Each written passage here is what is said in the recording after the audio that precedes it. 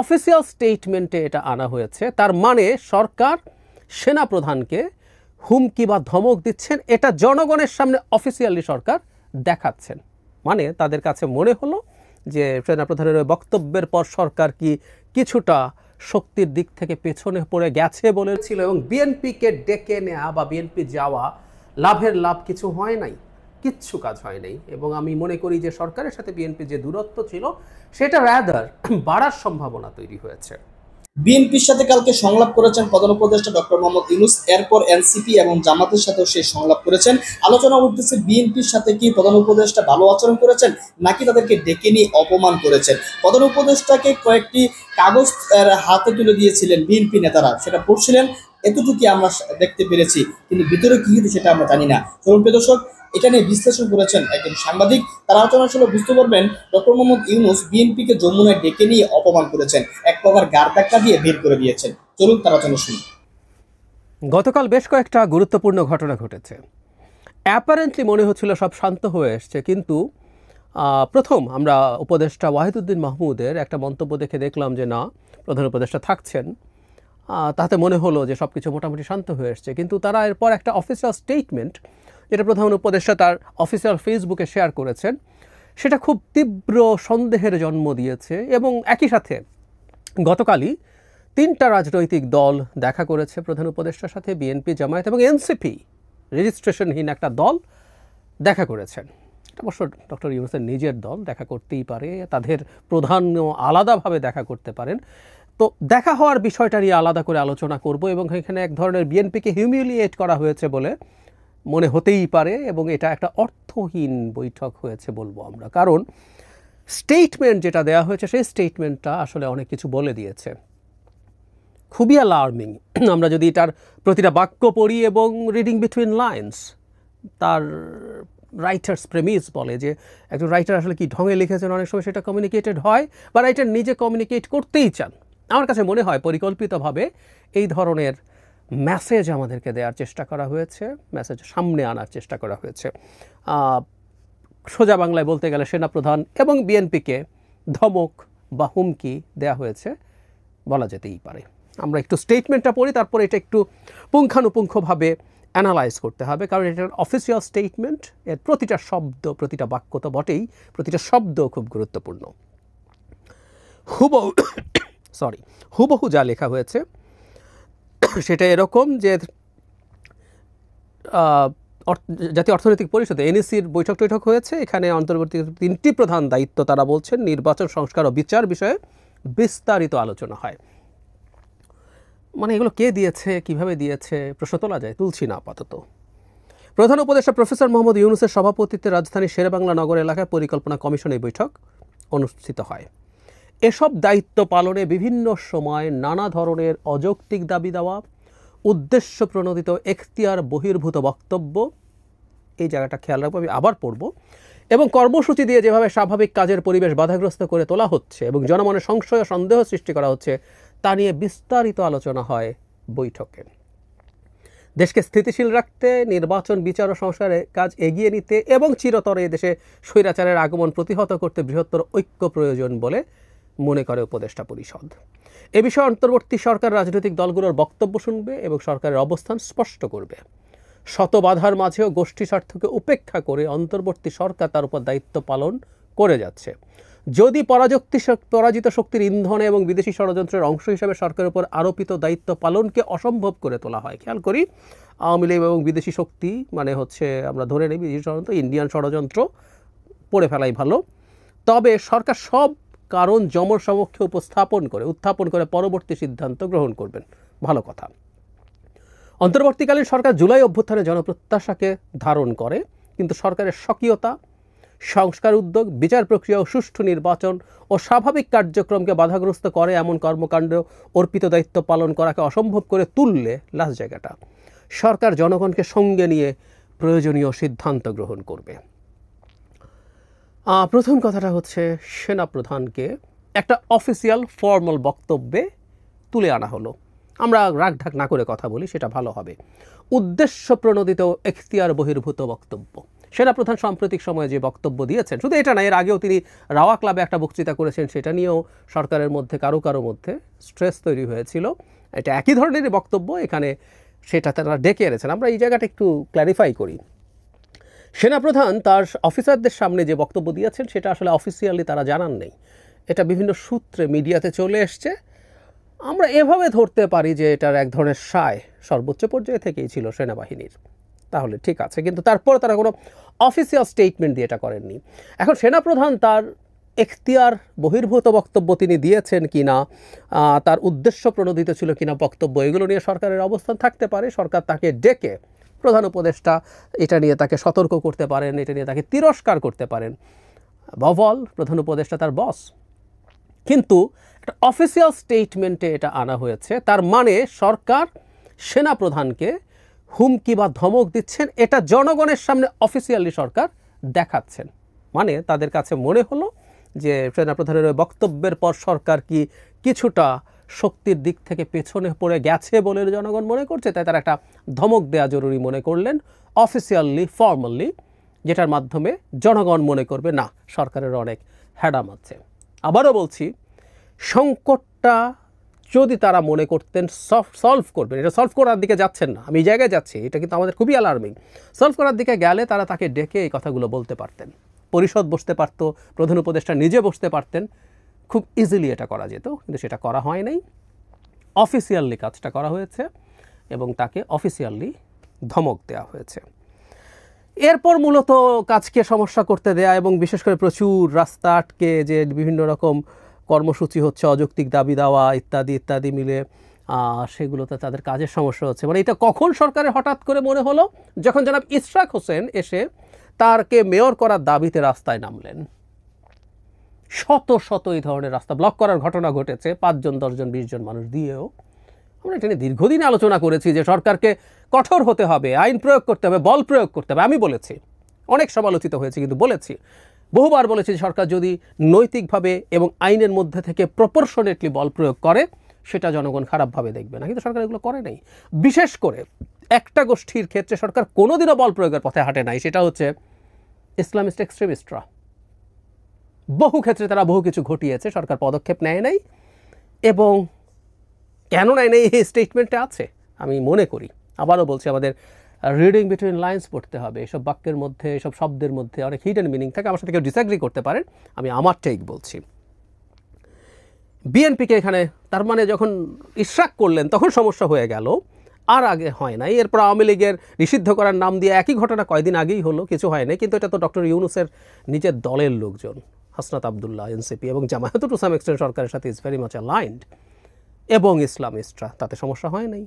এছাড়াও যে কেউ এই কাজগুলো একটা সময় করেছে, কোনো রকম কোনো ব্যবস্থা নেই। হঠাৎ করে তাদের মনে হলো, ইভেন আমরা একজন উপদেষ্টা সৈয়দা রিজওয়ানা হাসান যখন 2 দিন আগে ব্রিফিং করছেন তখনও তিনি বলছেন অফিস থেকে যমুনায় আসবো, রাস্তা আটকে যায়, কারোর সাথে মিটিং আছে, হয় না। হঠাৎ করে তাদের মনে হওয়া শুরু করলো, হ্যাঁ, কারণ এটা বিএনপি করেছে। কারণ ভালো খারাপের আলোচনা করছি না, আমরা একজন পর্যবেক্ষক হিসেবে যদি দেখি আপনি চেরি পিক করছেন, এটা মতলববাজি। এরপর যেটা হয়েছে সেটা হলো এই বিচার সংস্কার ম্যান্ডেটের কথা বলছেন, তাদের দায়িত্ব তারা নিজেরা নিয়ে নিয়েছেন না, সরি, এবং তাদের দায়িত্ব নাহিদ, আসিফ, হাসনাত এরা মিলে দিয়ে দিলেও হবে না, একদম হবে না। তাদের যথেষ্ট কন্ট্রিবিউশন আছে, কিন্তু তারাই সব কিছু নন, তারাই এই কাজ করে শেষ করেন নাই, এবং তারাই এমপ্লয়ার, তাই তাদের কথা শুনেই সব কিছু করতে হবে, মানব না, কোনোভাবেই এটা হবে না, হতে দেয়া যাবে না, দেশ নিয়ে ফাজলামও চলবে না। যাই হোক, তারা এটা করার ক্ষেত্রে তারা বলছেন যদি কোনো সমস্যা হয়, এবং আবারও বলছে পরাজিত শক্তির ইন্ধনে এবং বিদেশি ষড়যন্ত্রের অংশ হিসেবে। আমি খুব এনসিপির সাথে এই ধরনের অ্যালাইনমেন্ট দেখি, যখনই কোনো না কোনো কিছু ঘটে সেটার সাথে এটাকে রিলেট করা হয়। একটা সময় পর্যন্ত আমরা মানছি অনেক ক্ষেত্রেই এইগুলোর যে প্রভাব ছিল না তা না, ভারত বাংলাদেশকে ডিস্টেবিলাইজ করতে চায়, আওয়ামী লীগ টাকা খরচ করছে, ট্রু, কিন্তু অন্য দল, ধরুন বিএনপি, জামায়াতও যদি রাস্তায় নামে, প্রত্যেকটা বিরুদ্ধের, শেখ হাসিনার বিরুদ্ধে লড়াই করা দল, তাদেরকেও কিন্তু এখন ট্যাগ করা হচ্ছে, আমরা খেয়াল করব। এবং যেসব স্টুডেন্টরা এই ধরনের ট্যাগ করছে, বিভিন্ন টকশোতে এসে এনসিপির লোকজন করছে, প্রোগ্রামে করছে, তাদের নিজস্ব প্রোগ্রামে করছে, এবং এই ট্যাগিংগুলো আবার বিদেশ থেকে আসে, গুরুত্বপূর্ণ ইনফ্লুয়েন্সারদের বক্তব্য ট্যাগিং ওটা আসে, এখানেও এটা একটা প্রচ্ছন্ন ইঙ্গিত করা হচ্ছে। সো এগুলো আসলে মূলত নাকি ওই কারণেই হচ্ছে। ফলে কেউ যখন নির্বাচন চাইবে, নির্বাচনের দাবিতে যদি নামবে, ব্যর্থ যুক্তি দেয়া হয়, ভারত তো নির্বাচনের কথা বলেছে, সো বিএনপি যদি নির্বাচন চায়, কোনো ব্যক্তি যদি নির্বাচন চায়, ভারতের দালাল, বিদেশি শক্তির ইন্ধন, ডক্টর ইউনূস বলছেন, তাদের পরিষদ বলছেন। এরপর জনসংপক্ষে উত্থাপন করবে শেষের যে জায়গাটা, আমি বাক্যটা পড়ি, কিন্তু সরকারের স্বকীয়তা, সংস্কার উদ্যোগ, বিচার প্রক্রিয়া, সুষ্ঠু নির্বাচন ও স্বাভাবিক কার্যক্রমকে বাধাগ্রস্ত করে এমন কর্মকাণ্ড অর্পিত দায়িত্ব পালন করাকে অসম্ভব করে তুললে সরকার জনগণকে সাথে নিয়ে প্রয়োজনীয় সিদ্ধান্ত গ্রহণ করবে। এই যে জনগণ জনগণ বলা হয়, এই সরকারের জনগণ বলার কি আছে? সরকারের কোনো কাজে, কোনো ক্ষেত্রে যদি সমস্যা তৈরি হয়, সরকার একটা এক্সিকিউটিভ, তার এক্সিকিউটিভ পাওয়ার আছে, আইন অনুযায়ী সে যে কোনো ব্যবস্থা নিতে পারে, যে কোনো ব্যবস্থা নিতে পারে। জনগণের আলাপটা কেন? এবং এই জনগণ কারা? ধারণা করি এটা বিএনপিকে ধমক বা হুমকি দেওয়া হচ্ছে, আমারও কিন্তু একটা রিজার্ভ ফোর্স আছে, ওটা মাঠে নামাবো, পুলিশ দিয়ে কতটুকু পারবেন তারাও হয়তো কনফিউজড, এবং এই পুলিশ বিএনপির ওপরে আওয়ামী লীগের সময় যা করেছেন তা করবে কিনা, বা সেনাবাহিনী করবে কিনা, বিশেষ করে অন্তত জেনারেল ওয়াকার যদি মিলিটারি চিফ থাকেন, আমি জানি না তাকে রাখা আদৌ শেষ পর্যন্ত যাবে কিনা, সেই চেষ্টা নিশ্চয়ই চলছে তাকে সরিয়ে ফেলার, আমি জানি না। যদি থাকেন তাহলে সেনাবাহিনীকে দিয়েও যাচ্ছে তাই করা যাবে কিনা সন্দেহ আছে। সুতরাং একটা জনগণ আছে, যে জনগণকে তিনি কোনো রকম কোনো সমস্যা করেন নাই। ইভেন বাংলাদেশে জঙ্গিবাদের উত্থান হচ্ছে বা তাদের একটা ওপেনিং দেখা যাচ্ছে যখন নিউ ইয়র্ক টাইমস বলছে, সেরকম জায়গায়ও সেটা হচ্ছে ফান্ডামেন্টালিস্ট মুসলিমস। ইসলাম নিয়ে অনেক আলোচনা আছে, কিন্তু র্যাডিক্যাল ইসলামিস্ট বলে একটা বিষয় যেটা আছে, সেটা বাংলাদেশে এক্সিস্ট করে, এবং তাদেরকে উনি মাথায় তুলেছেন, তাদেরকে সব কিছু করতে দিয়েছেন, যা ইচ্ছে তাই, কোনো অ্যাকশন নেন নাই। এই জনগণই সম্ভবত উনি এখানে বোঝাতে চাইছেন জনগণকে সঙ্গে নিয়ে প্রয়োজনীয় সিদ্ধান্ত। প্রয়োজনীয় সিদ্ধান্ত কি? পেটাবেন, হামলা করবেন, এসব। অবশ্য কিছু জনগণ ডক্টর ইউনূসের 5 বছর লাগবে টাকবে আওয়াজ ফেসবুকে তুলতে তুলতে এখন মাঠেও নামতে শুরু করেছে। বোধ করি তারাও আস্তে আস্তে নামাবেন, গণভোট চাই, ওনাকে 5 বছর, এসব আলাপ আমরা জানি, এসব আসতে যাচ্ছে। আমরা খুব স্পষ্টভাবে দেখতে পাচ্ছি ডক্টর ইউনূস দেশকে একটা সংঘাতের দিকে নিয়ে যাচ্ছেন। একদম একটা সময় পর্যন্ত ওনাকে ছাড় দিয়ে মনে হতো তার সরকারের একটা অংশ এটা করছে ওটা করছে, তিনি তাকে ভুল বোঝাচ্ছে। নিজের কাছে হাসি পেত এই কথাটা বলার সময়, যখন আওয়ামী লীগ নিয়ে বলতে হাসাহাসি করতাম, তো তারপরও নিজের লজ্জার মাথাকে ওনার প্রতি এই কথাটা বলেছিলামও কখনো কখনো। দিন যত যাচ্ছে বোঝা যাচ্ছে এই গ্র্যান্ড ডিজাইন, গ্র্যান্ড প্ল্যানিংয়ের ইন্টিগ্রাল পার্ট উনি। এটা ওনার ব্রেন চাইল্ড কিনা সময়ের সাথে সেগুলো বোঝা যাবে, কিন্তু উনি এই ডিজাইনের পার্ট, একটা কেওস তৈরি করা সম্পূর্ণ পরিকল্পনা দেখা যাচ্ছে, এবং সেই কেওস তৈরি করার মাধ্যমে ক্ষমতাকে দীর্ঘায়িত করার একদম স্পষ্ট নিদর্শন দেখা যাচ্ছে। এই স্টেটমেন্ট কেন্দ্র করে যে অস্থিরতা তৈরি হয়েছিল, তার প্রেক্ষাপটে গতকাল 3টা রাজনৈতিক দল প্রধান উপদেষ্টার সাথে দেখা করেছিলেন। বিএনপি, জামায়াতে ইসলামী, বাংলাদেশের আওয়ামী লীগের অবর্তমানে এই দুটোই সর্ববৃহৎ দল, সুতরাং এই দুটো যেতেই পারে। যদি একটা প্রশ্ন আছে, জামায়াতে ইসলামের নিবন্ধন নেই এখন পর্যন্ত তাদের নিবন্ধন স্থগিত আছে, সেটা শুনানি চলছে। আর এনসিপিও গেছে, এনসিপিরও নিবন্ধন নেই, এবং এনসিপি কোন বিবেচনায় এতটা প্রায়োরিটি পায় এই প্রশ্ন আছে। আর জবাব সম্ভবত আমরা জানি, এটা ডক্টর ইউনূসের নিজের দল, এটা সরকারের দল, এটা কিংস পার্টি। সে কারণে জনাব নাহিদ ইসলাম তারও আগের দিন ডক্টর ইউনূসের সাথে দেখা করতে পারেন। এখন কেউ কেউ বলছেন এই বৈঠকগুলো হওয়ার মাধ্যমে যে উত্তেজনা তৈরি হয়েছিল সেটা অনেকটা সামলানো গেছে। আমি বিশ্বাস করি না। আমি এই যে বক্তব্য যাদের, এই ইন্টারপ্রিটেশন যাদের, আই ডোন্ট বাই দিস। আমি কোনোভাবেই মনে করি না এই বৈঠকগুলো কিছু অ্যাড করতে পেরেছে, বরং কিছু নেগেটিভিটি হবারও সম্ভাবনা আছে। কেন আমি মনে করছি? এনসিপিকে ধর্তব্যের মধ্যে রাখার কিছু নাই। আই রিপিট, এনসিপিকে ধর্তব্যের মধ্যে রাখার কিছু নাই। দিনের শেষে যখন রাজনীতি মাঠে গড়াবে, ভোটের রাজনীতি হোক আর মাঠে শক্তি প্রদর্শনের রাজনীতি হোক, তাতে এনসিপি কিছুই না, শুধুমাত্র সরকারের প্রিভিলেজ প্রাপ্ত বলে তারা এই জায়গায় আছেন।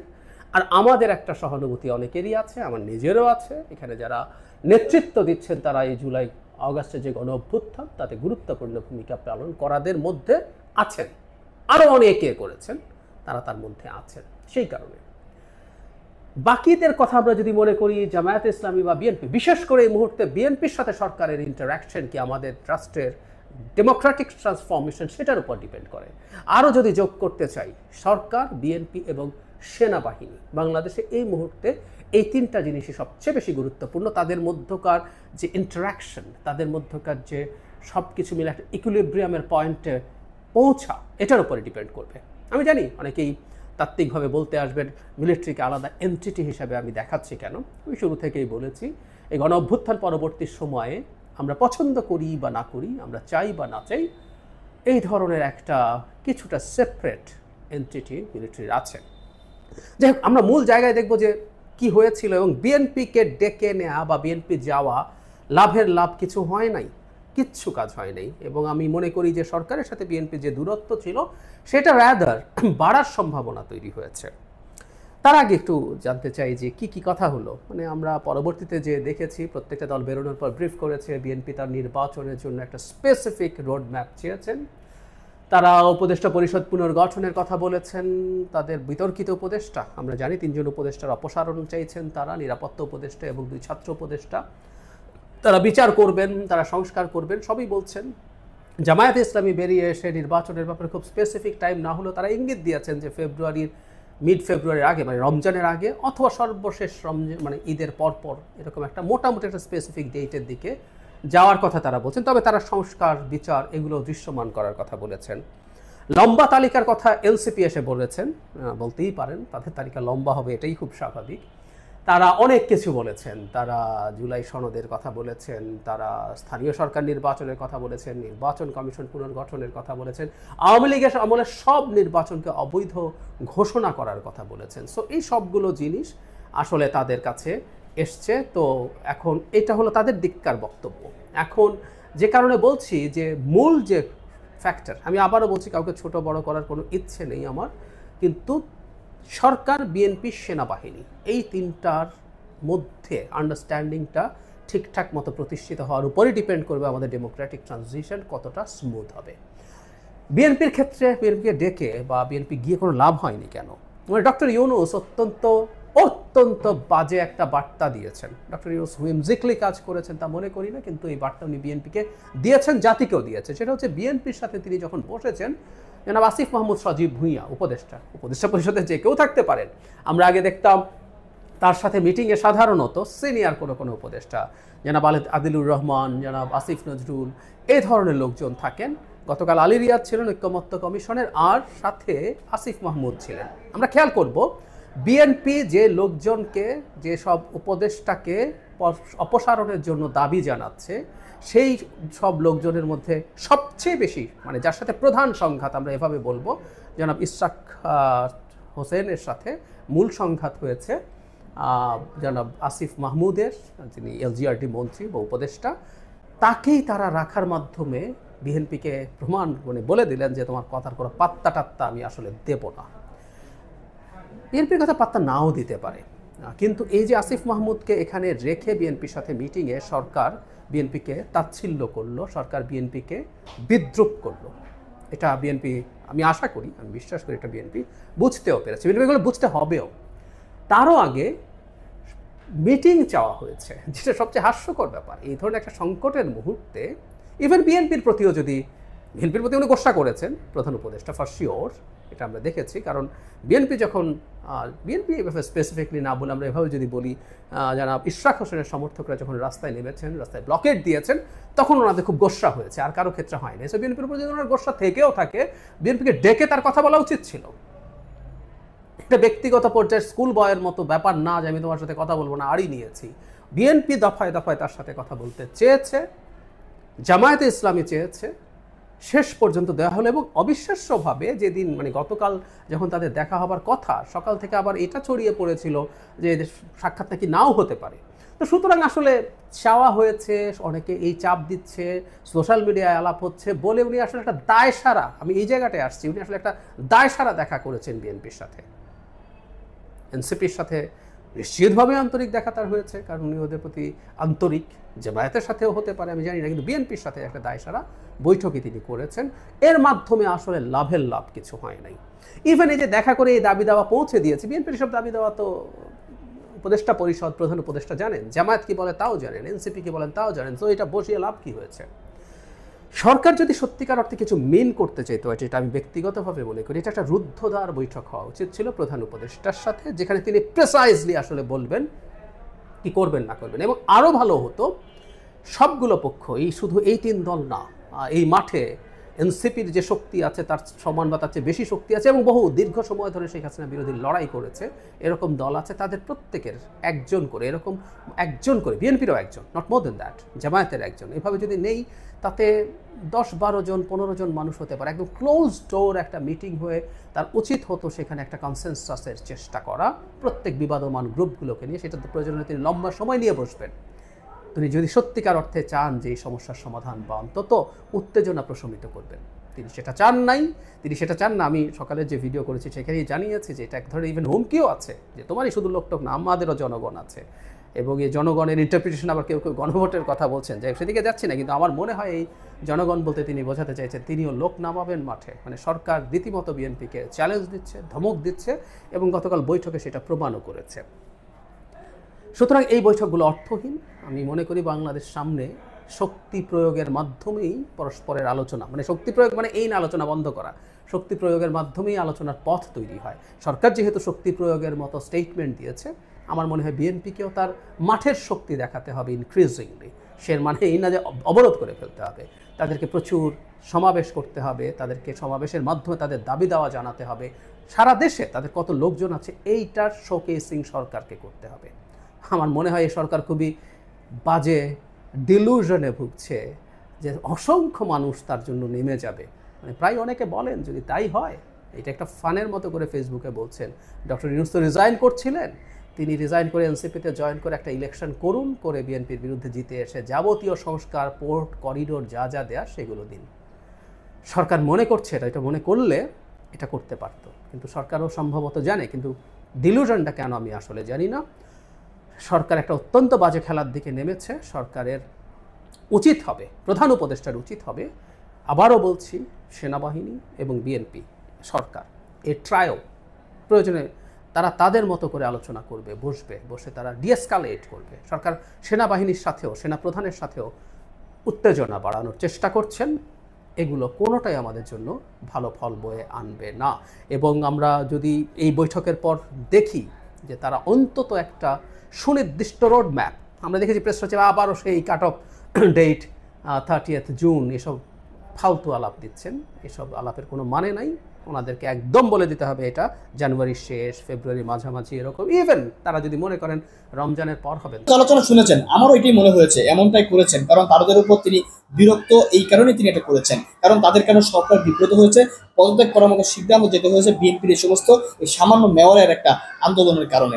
তো ডক্টর মোহাম্মদ ইউনূস সাহেব ভালো আচরণ করবেন না খারাপ আচরণ করবেন, এটা এখান থেকে উপলব্ধি করা যায়। তারাও কিন্তু ডক্টর ইউনূসের সাথে সৌহার্দ্যপূর্ণ আচরণটা করতে পারে নাই, কারণ সবারই মুখ ছিল বিরক্ত, কেউ ভালোভাবে কিছু কথাও বলতে পারেনি। শুধুমাত্র ডক্টর ইউনূসের কাছে তাদের যে ফাইলগুলো ছিল সেই ফাইলগুলো দিয়েছেন, ডক্টর ইউনূস করেছেন, এতটুকু দেখা গিয়েছে, বাকি কি হয়েছে সেটা জানে। তো এই যে তাদের সাথে একরকম আচরণ করা হয়েছে বলে মনে করা হচ্ছে, জামাতের সাথে একরকম আচরণ করা হয়েছে বলে মনে করতেছে, এটার কারণে মনে করা হচ্ছে যে বিএনপির সাথে ডক্টর মোহাম্মদ ইউনূস ভালো আচরণ করেনি। এক কথা হচ্ছে বিএনপির সাথে ডক্টর ইউনূস করেনি, নাকি ডক্টর ইউনূসের সাথে বিএনপি ভালো আচরণ করেনি। আমরা তো দেখলাম ডক্টর ইউনূসে বসে আছেন, তার সামনে বিএনপি নেতা তাদের এক একজনের ভাব সাপ নিয়ে তারা বসে আছেন, তারাও তাদের প্রেস্টিজ নিতে বসে আছেন, তারাও তো ভালোভাবে কথা বলেনি। তাহলে বোঝা যাচ্ছে প্রত্যেকের মধ্যে ইগো ছিল, সেই ইগুর কারণে হয়তো বা আগের বৈঠকগুলোর মধ্যে এখনকার বৈঠকগুলো হয়।